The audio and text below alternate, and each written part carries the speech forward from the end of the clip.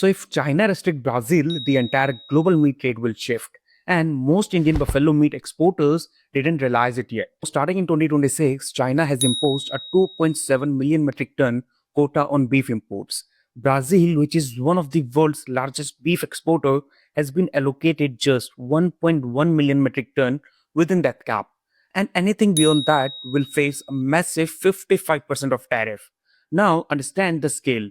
Brazil exported over 3.3 million metric ton globally in 2025, and China alone absorbed nearly 50% of that volume.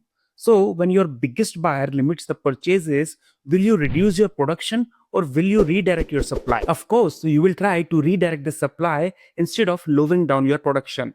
Similarly, Brazil will now aggressively push beef into the Southeast Asia, Middle East, and other price sensitive markets, which means more supply will come into those markets, which will directly create more price competition. So now let's come back to India, which is one of the largest exporter of buffalo meat globally.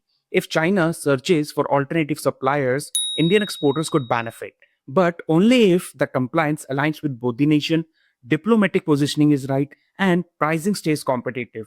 Also, at the same time, if Brazil floods the market where India is already selling, Indian exporter will face massive price pressure. This shows that opportunity and risk exist together. And remember, beef production drives soy and corn demand. If Brazilian exports fluctuate, animal feed demand will shift, which will affect global agri commodity prices. So, one policy decision made in China has reshaped supply chains across continents. And this is how global trade works. So, if you are an Indian exporter, tracking only domestic news is dangerous. Do track country tariffs and policies, market trends, and commodity movements because opportunity is created when supply chain shifts.